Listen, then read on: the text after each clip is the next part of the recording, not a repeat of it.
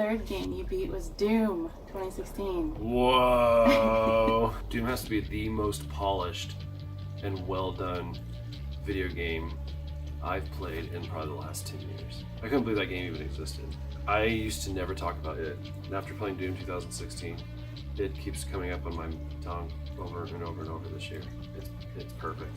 But it's an arena-based shooter, so you go into arena, you kill a bunch of demons, you go to the next arena, you kill a bunch of demons, but then I thought that it did a great job progressing the game so that you got harder and harder demons. It was almost like a puzzle game, because the game would get so hard. Everyone complaining the game was too easy, but how many of them actually played it on Nightmare mode? I actually beat the game on Nightmare mode because normal mode I did think was too easy. And how many people played it like classic Doom, where instead of looking down the gun barrel like this, they actually put it out in front of you and look down the gun barrel like they did in the 1990s. Well, don't talk to me with your complaints about Doom if 1, you haven't tried playing it on Nightmare mode, and 2, you didn't try playing it on classic mode like the 1990s. Because I turned the crosshair off. So with crosshair off, Nightmare mode, you tell me if Doom is an easy game. Turn the difficulty up to Nightmare mode and then tell me if it's an easy game. That game is really, really hard, and it was super rewarding, and I really do think the game is like perfect. It's one of the best looking games I've ever played. It uses Vulkan.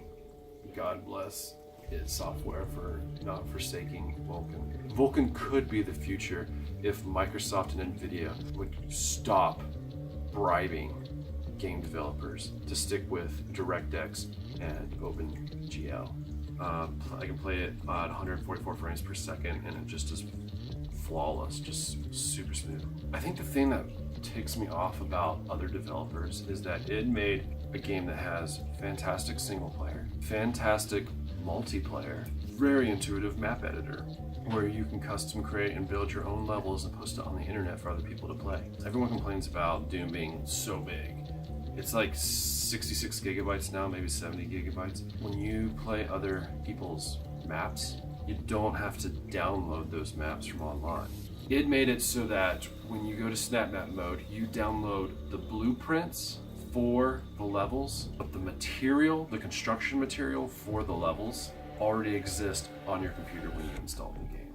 So when you download the blueprints, the game already, when it's loading, is organizing. It's looking at the blueprints and it's organizing what the player who built the map did. That way you don't have to download, here's a 30 gigabyte map.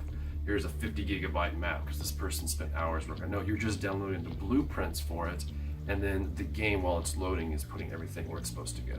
That's just SnapMap mode. Multiplayer. I don't understand why people are okay paying $60 to play a Blizzard game. Yes, I'm talking about you, Overwatch.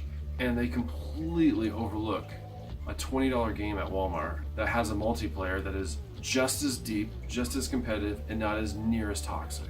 When you can jump in and out anytime you want in Doom, but the fact that you paid $60 for a multiplayer experience that you could also pay $20 and get just as much fun of a multiplayer experience, as well as a map editor and a single player mode that has won a ton of nominations. And not only does it have a good single player mode, not only does it have a good SnapMap mode, not only does it have a fantastic multiplayer with different modes in it, and it's so easy to jump in and out of lobby matches. The music is done by Mick Gordon, the same heavy metal artist that did the soundtrack for Killer Instinct, which is one of my favorite video game soundtracks of all time. And he actually has a documentary on YouTube that you can watch where he explains how he made these soundtracks, and it's super funny. I'm not a fan of death metal, but man, Doom has some of the best death metal music from the genre I've ever heard. It's just so good. Like when you're going around ripping demons' heads off and chopping their guts up with a chainsaw to the sound of Mick Gordon playing drop D on his guitar. You're just like, this game is awesome! But... Well, all I said was the title. I didn't even have to ask you a single question. You answered every question that I had and I didn't ask them, so this must be a good game. it's you didn't ask me what the score was for, but I'm just going to tell you. I believe wholeheartedly. Hate on me all you want, YouTubers. Hate on me all you want, Reddit. I truly believe this game deserves a perfect 10. Everything from the combat to just the little details, like, I would have never discovered this if it wasn't for my wife, but she thought it was funny to jump off the bridge into the molten lava.